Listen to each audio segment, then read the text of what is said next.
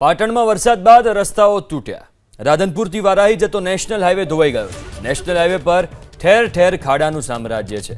Highway પર ખાડાના કારણે વાહન ચાલકો પરેશાન જોવા મળી રહ્યા છે। પાટણમાં વરસાદ બાદ રસ્તાઓ તૂટી ગયા છે અને આ દ્રશ્યો તમે સ્ક્રીન ઉપર જોઈ શકો છો। નેશનલ હાઈવેની આ સ્થિતિ છે। રસ્તામાં કેટલા બધા ખાડાઓ જોવા મળે છે। રાધનપુર તાલુકાના અંદર જે રીતના ધોધમાર વરસાદ વરસ્યો હતો ત્યારબાદ નેશનલ હાઈવેના આપને પરિસ્થિતિ હું બતાવવાનો પ્રયાસ કરીશ। આપ જોઈ રહ્યા છો જે હાઈવે પરનો જે રોડ છે તે રાધનપુરથી વારાઈને જોડતો રોડ છે ને રોડ ઉપર મોટા મોટા ખાડા પડ્યા છે ને ખાડા પડવાના કારણે અહીંથી વાહન ચાલકો છે તે હાલાકી ભોગવી રહ્યા છે।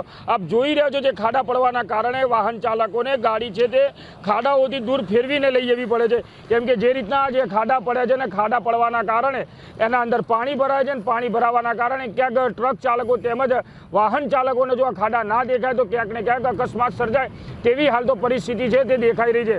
આપ જોઈ રહ્યા છો જે રીતના જે ખાડા પડે છે અને ખાડા પડવાના કારણે તમામ વાહન ચાલકોને છે તે ખાડાના અંદર પોતાનું વાહન છે તે ધીમું કરવું પડતું હોય છે, કેમ કે જે પ્રમાણે આ ખાડા પડ્યા છે અને ખાડા પડવાના કારણે અહીંથી પસાર થતા હજારો વાહન ચાલકોને છે તે હાલાકી ભોગવવાનો વારો હોય છે। ખાડાના અંદર દ્રશ્યો જોઈ રહ્યા છો જે આ ખાડાના અંદર પાણી ભરાય છે અને આગળ જેમ જેમ જ્યાં રોડ પર જઈએ તેમ તેમાં નેશનલ હાઈવે પર એક મીટર સુધી ખાડા પડેલા છે। એટલે કહી શકાય કે દરેક ફૂટ અંતરે તમને આ હાઈવે પર ખાડા જોવા મળે છે। પરંતુ જે રીતના વરસાદ પડ્યો છે અને વરસાદ પડવાના કારણે તંત્રની ક્યાંક પોલ ખુલી હોય તેવા હાલ તો આ દ્રશ્યો દેખાઈ રહ્યા છે। એટલે જે રીતના વાત કરવામાં આવે કે રાધનપુર તાલુકાના અંદર ધોધમાર વરસાદ પડ્યો હતો ને વરસાદ પડવાના કારણે રાધનપુરથી વારાહી જોડતો જે નેશનલ હાઈવે છે તેના પર મોટા ખાડા પડવાના કારણે વાહન ચાલકો છે તે હાલાકી ભોગવી રહ્યા છે।